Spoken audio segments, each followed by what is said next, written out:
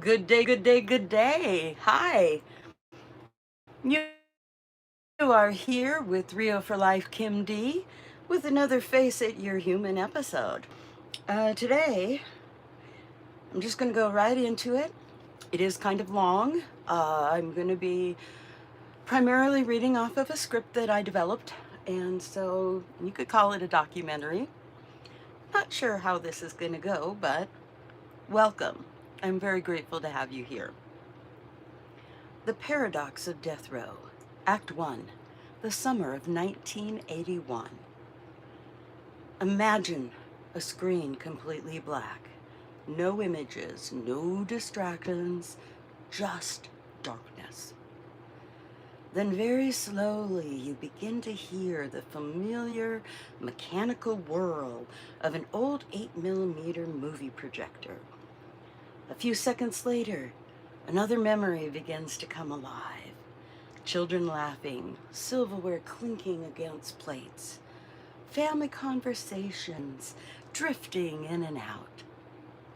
The comforting sounds of a family gathering recorded more than 40 years ago.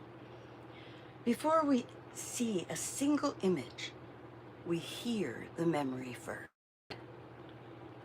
There are moments in life that seem important, that don't seem important while you're living them. Family reunion, a milestone anniversary, a photograph tucked away in a box, won't be opened again for decades. Only later do you realize you were standing in the final chapter of one story, just before another one quietly began.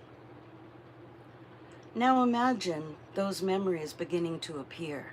Old family photographs, a farmhouse, children running through the yard, adults gathered around picnic tables, grandparents smiling beside an enormous cake. Nothing dramatic, nothing unusual, just ordinary people making ordinary memories. And then gently, a simple few words appear on the screen. Summer, 1981. Summer of 1981 was supposed to be a celebration. 50 years of marriage. Half a century of surviving together through war, raising children, welcoming grandchildren, and building what every family hopes to build. Legacy. I was 16 years old enough to believe adults had everything figured out, but young enough to believe the people surrounding me would always be there. Like most teenagers at a large gathering, I wandered from conversation to conversation. Some relatives I knew well, others I didn't recognize at all. It only reminded me that somehow we were connected. Nothing felt unusual. Nothing felt dangerous. It was simply another summer afternoon. Now stay with those family photographs for a little bit longer. Picture yourself walking through that reunion. Smiles, conversations, children running. Someone waves towards the camera. Another person laughs. The kind of afternoon most of us have experienced. The kind we assume will always be there. Well, looking back, what haunts me isn't something I remember seeing. It's everything none of us could have possibly seen. Now imagine those old home movies beginning to slow down. The projector doesn't sound quite as smooth anymore, and the laughter becomes softer, more distant. The picture begins to flicker ever so slightly, and then, without warning, the film snaps. Everything disappears. The screen returns to black. Laughter's gone. The projector is silent. Just a few seconds of complete stillness. Because sometimes life doesn't announce its turning points. There are no warning sirens, no dramatic music, no visible cracks beneath your feet. History often arrives quietly, until suddenly it doesn't. Now, out of that darkness, picture a completely different scene. Modern drone camera flying over the Arizona desert. Empty highways stretching towards the horizon. Warm colors of family memories replaced by endless desert, harsh sunlight, and absolute silence. You can almost feel the loneliness of the landscape. Just a few months after that family celebration, everything changed. A violent crime committed in the Arizona desert would permanently alter multiple families. One family would lose a son. Another would spend decades trying to understand how one of their own would be capable of such unimaginable violence. Neither family would ever be the same. As you continue watching, newspaper headlines beginning to appear one by one. Phoenix man found in mine shaft. The headline fades away, and then another appears. 2 men charged with first-degree murder. And then another. Death penalty sought. Each headline slowly disappears, leaving only darkness once again. To the public, it looked like just another horrific murder. A terrible crime. Guilty verdict and a death sentence. Another headline destined to disappear beneath tomorrow's newspaper. Case closed. But in real life, it's almost never really that simple. Because behind every courtroom file is a lifetime that existed long before the crime. And sometimes a lifetime that continues long after the verdict. Okay, so now imagine those newspaper headlines giving way to stacks of legal documents, trial transcripts, appeals, federal court opinions, decades of legal arguments. The pages slowly turn, and a simple phrase appears. 30 years of appeals. Over the next 3 decades, this case would become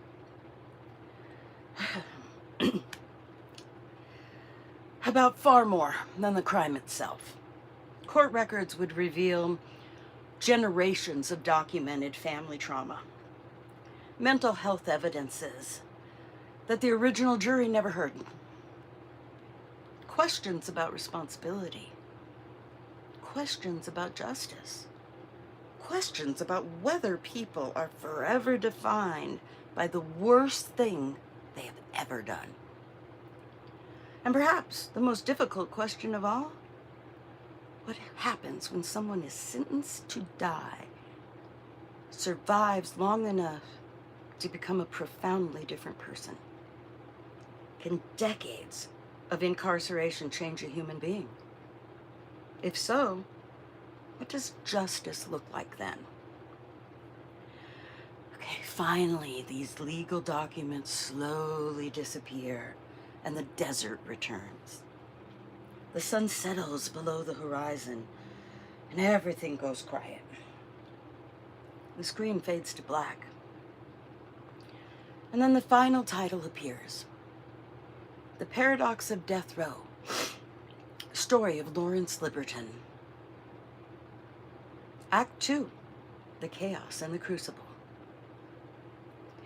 Now picture the Arizona of the early 1980s.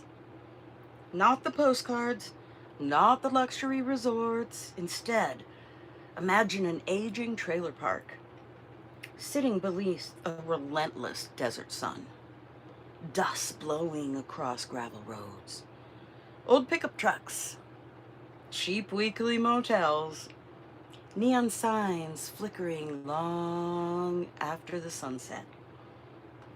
The kind of places where people weren't building long-term futures. They were simply trying to survive one more day. To understand what happened in November of 1981, we have to step back from the crime itself, because violent acts rarely appear out of nowhere. They're often the final expression after years of pressure building beneath the surface. By late 1981, Lawrence Libberton wasn't living a stable life. He was drifting through the outskirts of Phoenix, moving between trailers and temporary places to stay. His closest companions were Steve and Craig James, an older associate, and Martin Norton, a 14-year-old runaway. 3 young men, little structure, very little direction, living day to day in an environment shaped by instability, poor decision, and escalating criminal behavior. Okay, now let the picture become smaller. Instead of looking at an entire city, picture one empty trailer, single kitchen table, old worn furniture, dim lighting, the feeling that no one living there expects tomorrow to be much different than today.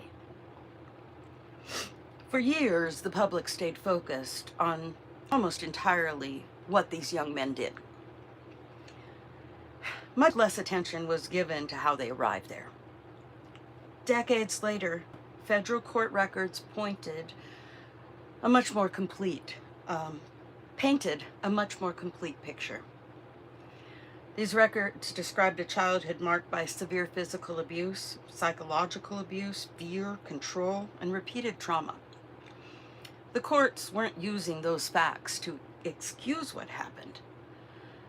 They were asking whether the jury should have known them before deciding whether a 21-year-old should live or die. That became one of the central questions of decades of appeals. Now imagine a family tree, not one hanging proudly on a living room wall, one that's cracked, broken, entire branches separated from one another, and some missing altogether.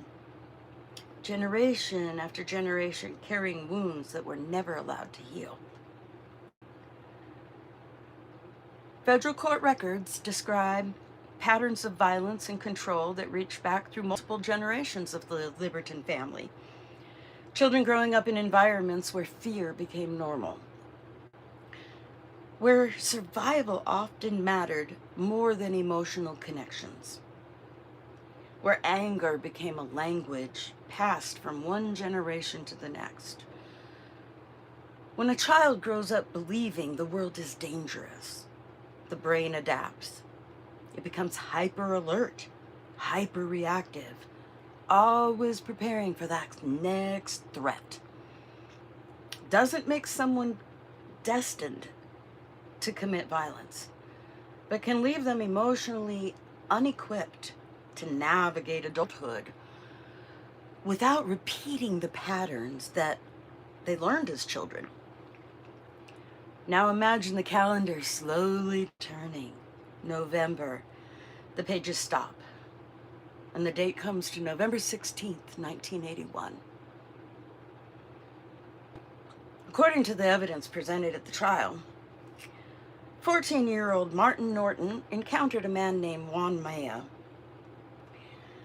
The prosecution evidence showed that Maya made sexual advances towards Norton. Norton then led Maya to a trailer occupied by Stephen James and Lawrence Libberton. What happened next would be the center of one of Arizona's longest-running capital cases. Picture the inside of that trailer. Not every detail, just the feeling, the confined space, the tension filling the room, tempers rising, a situation slipping further and further beyond anyone's control. Trial testimony described a violent assault inside that trailer. Juan Maya was beaten and robbed. He was then forced into a vehicle against his will. Lawrence Libberton, Stephen James, Martin Norton, and Juan Maya left Phoenix together, headed west, away from the city lights towards the open Arizona desert. Now picture the highway after dark, streetlights gradually disappearing behind them. Traffic becomes almost non-existent. The further they drive, the quieter everything becomes, until there's only darkness, desert. An abandoned mine shaft waits ahead. According to the evidence accepted at trial, the vehicle stopped near an abandoned mine. Juan Maya was taken from the vehicle, and he was shot. Evidence presented during the trial indicated that rocks were later dropped into the mine shaft before his body was left there. Investigators eventually recovered his remains. Whatever questions would later arise about childhood trauma, mental health, or rehabilitation, none of them could undo one undeniable truth. Juan Maya lost his life that night. His family would carry that loss forever. Now let the desert disappear and replace it with flashing police lights, crime scene tape moving in the wind, and detectives taking photographs. Evidence markers placed in the dirt. And then courtroom doors opening, the wheels of justice beginning to turn. The investigation moved quickly. Martin Norton eventually cooperated with authorities as part of a juvenile plea agreement. He testified against Lawrence Libberton and Stephen James. His testimony became a key part of the prosecutor's case.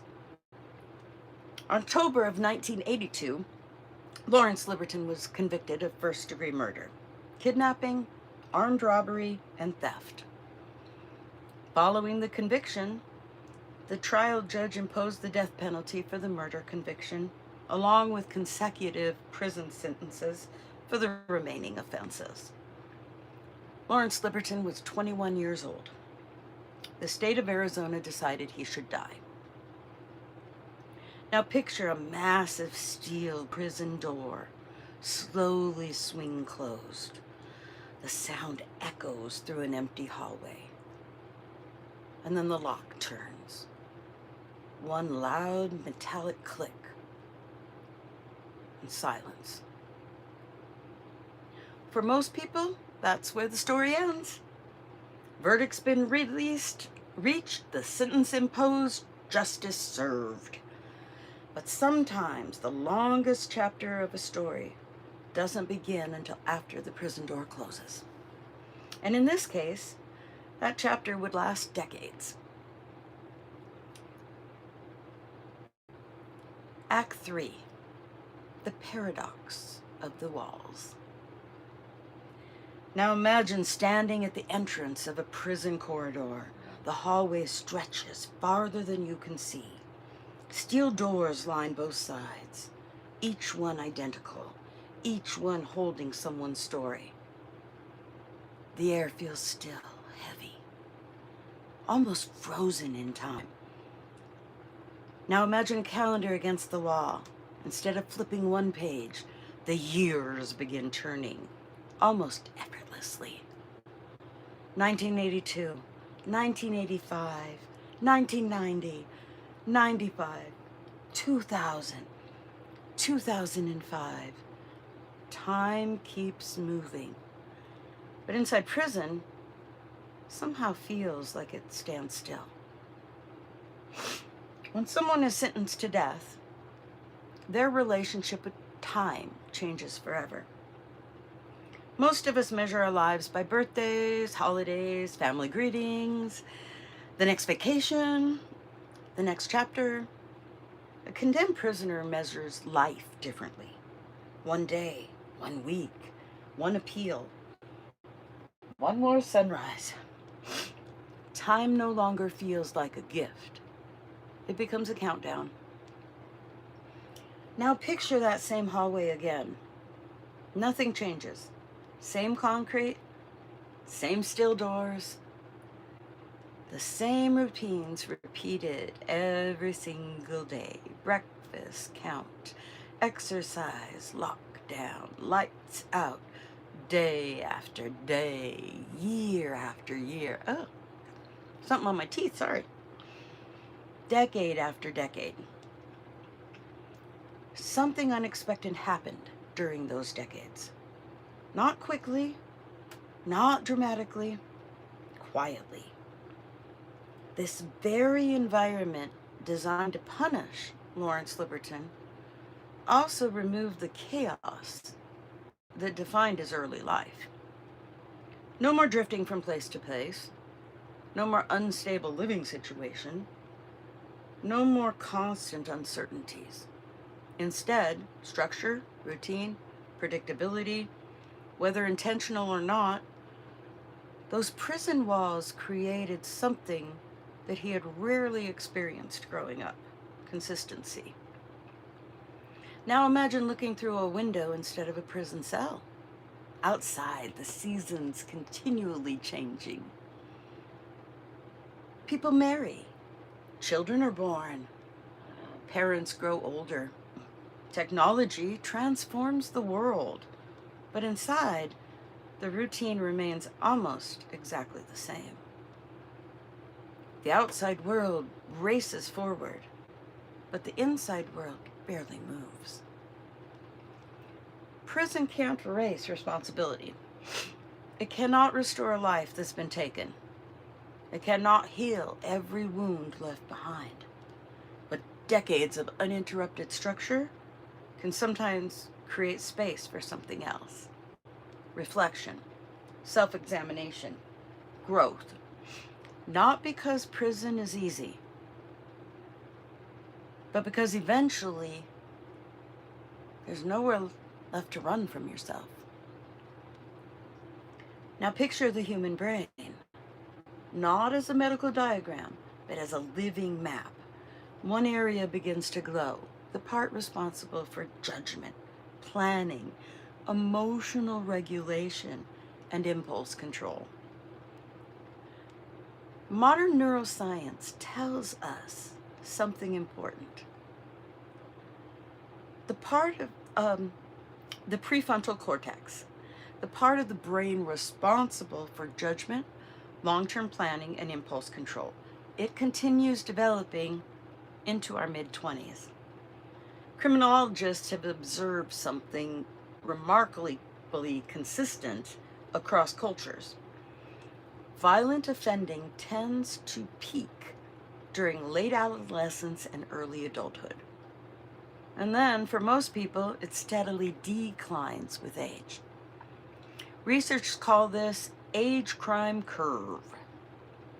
It doesn't excuse violence, but it can help explain why someone at 21, may not be the same person they become decades later. Now imagine two photographs sitting side by side. The first, 21-year-old standing in a courtroom, angry, reactive, filled with fear and certainty all at once. Beside it, an older man, decades behind him. The audience left to wonder, are they looking at the same person? Over time, those who knew Lawrence Libberton described significant changes in the man he became. Explosive anger that once dominated his life appeared to give way to greater emotional control. Beliefs rooted in fear and hostility softened over time. Years of living within a diverse prison population challenged assumptions that he had carried into adulthood. Whether people view these changes as rehabilitation or simply aging depends largely on how they understand or define justice. Now imagine stacks of legal files growing taller and taller. One appeal becomes another. One hearing leads to another. Years pass and the paperwork keeps growing. the case refuses to end. While Lawrence Libberton was changing inside prison, another battle was unfolding outside, the legal battle for decades. Attorneys examined not only what happened in November of 1981, but what happened long before it. And eventually, the focus shifted towards the original sentencing hearing itself.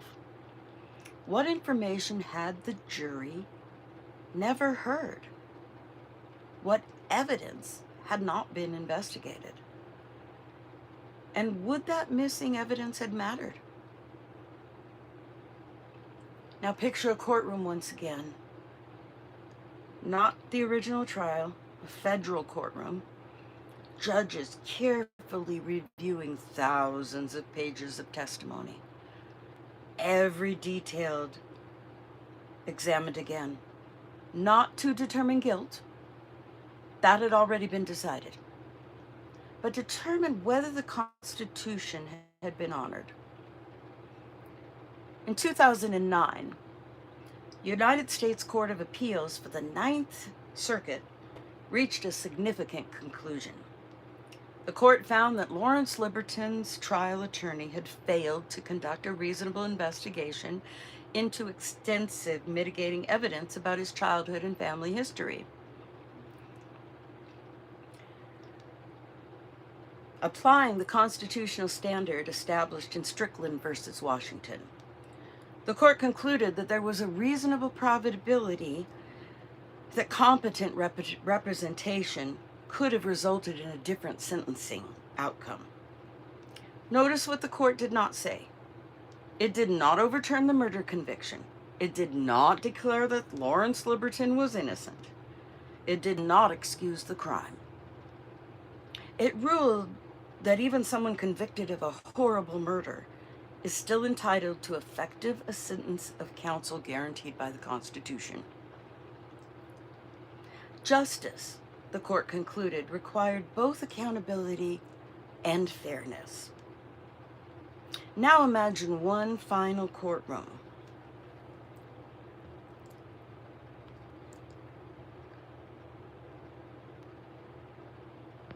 One second. We had to hide someone. Now imagine one final courtroom. State of Arizona asked the highest court in the country to reverse the decision. Courtroom fades away. Only one document remains. Across the page appears a single sentence: petition denied. The Arizona appealed to the United States Supreme Court in June of 2010. The court declined to hear the case, and the Ninth Circuit ruling remained in its place. Lawrence Libberton's death sentence was vacated. He would spend the remainder of life in prison, not awaiting execution, but serving a sentence of life imprisonment. No longer on death row.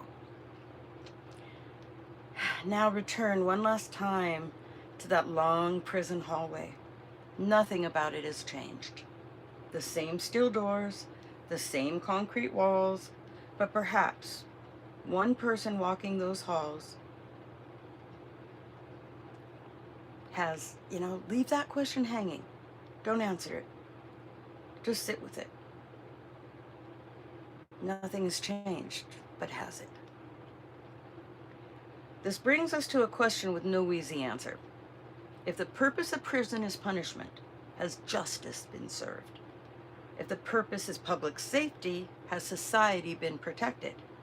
If the purpose includes the possibility of a human transformation, what do we do when that transformation happens to appear?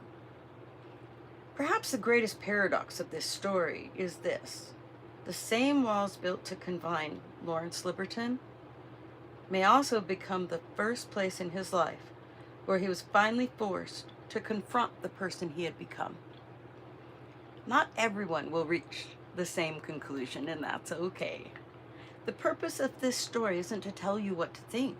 It's to invite you to think. Now fade to black.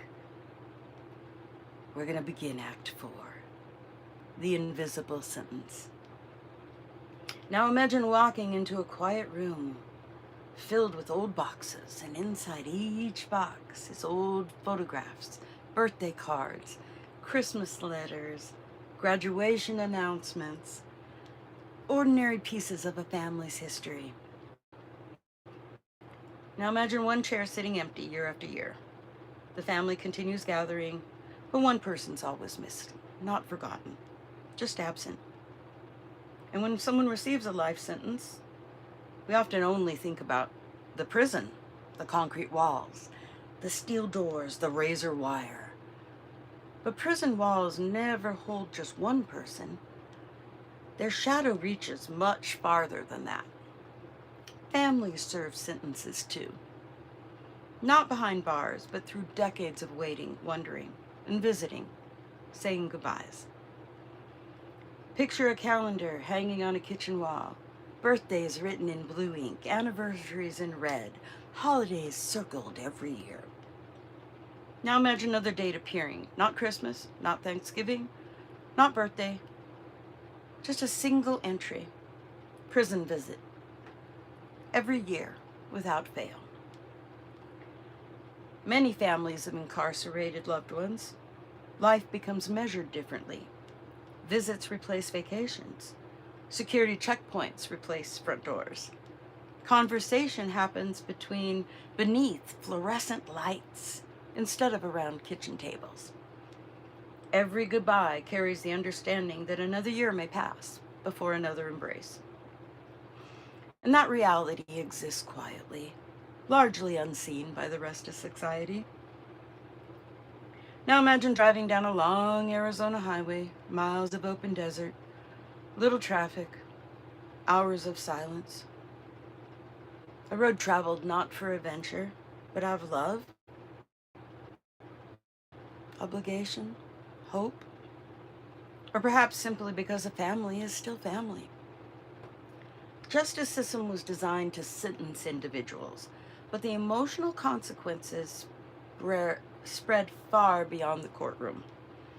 Parents grow old, brothers and sisters build lives, children become adults, grandchildren are born, entire generations change, while someone they love remains in exactly one place. Time moves for everyone, just not together. Now picture two clocks. One hangs in a prison and the other inside a family home. Both keep perfect time. Yet somehow, they never seem to move at the same speed. Psychologists sometimes describe this experience as ambiguous loss. A person is still alive, yet absent from everyday life. There's no funeral, no final goodbye, no clear ending. Only an ongoing adjustment to a relationship that can never fully return to what it once was. Families learn to celebrate milestones with an empty chair, to laugh while quietly carrying grief, to keep living while knowing that part of their story remains locked behind prison walls. Now imagine another family, completely different home, different photographs, different memories. A chair is empty there too, but not because of incarceration, because someone never came home. That is equally important to remember. Juan Maya's family carries a different kind of sentence, one without parole, one without visits, one without the possibility of another conversation. Every discussion about rehabilitation, every conversation about justice must begin with acknowledging that a life was violently taken. Nothing in this story changes that.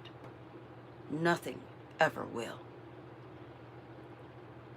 Now picture both families, not facing each other, not arguing, just simply existing. Carrying burdens most people never see. Different grief, different pain, different questions. connected forever by one terrible night in November of 1981. One family wonders how someone they love became capable of violence, and another wonders why someone they love never came home. Neither question has an answer capable of removing pain. Justice system can decide guilt, and it can impose a punishment, and it can review appeals, but what it can't do, what it cannot ever do, is restore the lives that existed before the violence entered the picture. Now let the courtroom disappear completely. Legal documents close, the prison fades into the distance, the highway in the desert remains. A single vehicle drives quietly towards the horizon. You don't know who's inside, only that they're carrying decades of history with them. For more than 40 years, this story has continued quietly. Outside the headlines, outside the courtroom, outside of public attention. And most people believe that the story ended when the appeals were over. But in reality, another chapter had just begun. And for me, a chapter has always been deeply personal. The vehicle disappears into the distance. Everything slowly fades to black. We stay with the silence. Just before the screen goes completely black, one sentence quietly appears. Sometimes the longest journey. And then the words slowly dissolve, and a second sentence appears. Is the only one a family takes together. Fade to black. In this final chapter of this story, I'd like to take you to a small house where every year, after a prison visit, two women begin the long drive home, long drive to the airport. And this is where this story finally becomes personal. Act 5, the reveal. Imagine a quiet Arizona highway. Not dramatic, not busy, just miles of open road stretching across the desert. A single vehicle drives down that road once each year. Inside there's two women. The visit they've just completed is over. The emotions haven't quite caught up with them yet. Sometimes the longest part of the journey isn't the drive home. It's finding a place where you can just finally exhale. For more than 4 decades, the state of Arizona has known Lawrence Libberton as an inmate, a case number, a man sentenced first to death and then later to life in prison. To most of the world, his story ended with a courtroom. Life rarely ends where a court record stops. Every year, his sister and his mother make this long trip to visit him. Every year, they pass through security checkpoints, sit across someone that they love, share whatever time they're allowed, and they face the hardest part of the day, saying goodbye again. Now imagine that same vehicle leaving that place, the prison, but instead of heading home, it turns to a small familiar house. Nothing remarkable about it, just a place where the coffee's warm and the conversation's honest, and no one has to explain what they're carrying. After those visits, they don't immediately begin to go home. They stop first. Not to celebrate, not to solve anything, just simply to breathe. To sit quietly with someone who already understands. Someone who they don't need to have the story explained. Now imagine the camera slowly turning away from the highway, away from the prison, away from the legal documents, until it comes to rest on one person sitting quietly in the front of an audience. No courtroom, no headlines, no music trying to tell you how to feel. Just one person ready to tell the rest of the story. That house was my mother's house, is my mother's house. Lawrence Keith Libberton is my first cousin. My father's James Kenneth Libberton, and Larry's dad was David. They were brothers. Growing up, our branch of the family was largely separated after my dad joined the Mormon Church, the Church of Jesus Christ of Latter-day Saints. As children, we rarely saw each other. When I thought about my family from that side, I simply called them the Missouri cousins. It wasn't hostility, there was just distance. Years of it. Now return just for a moment to that family reunion. The laughter, the anniversary cake, the children running through the yard, the same photographs that we opened the story with. This time, look a little closer. Somewhere in those memories, two teenagers crossed paths. Neither of them had any idea what the coming months would bring. That anniversary celebration in the summer of 1981 was the first and last time I remember seeing Larry before everything changed. We weren't talking about the future. We weren't thinking about tragedy. We were simply two teenagers attending a family celebration. And just a few months later, Juan Maya would lose his life. And Larry would be arrested. Our family would fracture in ways that have never fully healed. Looking back now, that ordinary summer afternoon feels completely different. Not because anything seemed wrong at the time, but because hindsight always allows us to see what no one living in the moment could possibly see.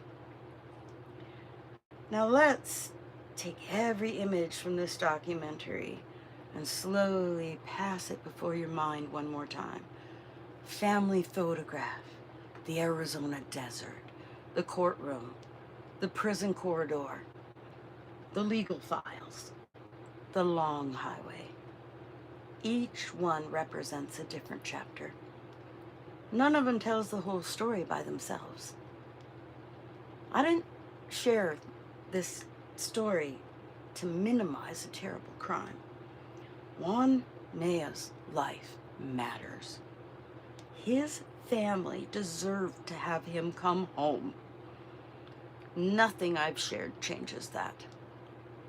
I also didn't share this story to ask anyone to excuse what happened. Accountability matters. Justice matters. Victims matter. These truths all exist alongside another truth. Human beings are complicated. Some people never change, and some do. The difficult part is that we rarely know which is which. Now imagine one final image. Not a prison, not a courtroom, not even a family photograph. Just a porch light glowing after sunset. A quiet reminder that somewhere, someone is still waiting, still hoping, still carrying love and grief at the same time. This documentary really isn't about deciding whether Lawrence Libberton deserves sympathy. It isn't about deciding whether prison changes people. It's about asking ourselves a much larger question. How do we hold two truths at the same time? A terrible crime was committed, and the person that committed it may not be the same person 45 years later. Can accountability and compassion exist together? Can justice leave room for understanding without surrendering responsibility? Those are questions each of us must answer for ourselves. Now the porch light slowly fades into darkness, and one final sentence appears. Every family has chapters that they celebrate. The words slowly disappear, and a second sentence appears. And chapters they struggle to speak about.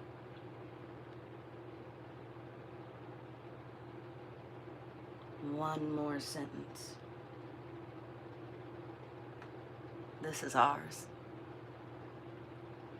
Thank you for allowing me to share this story. If it's challenged you, good. If it's made you uncomfortable, well, that's okay too. Growth often begins with conversations we would rather avoid.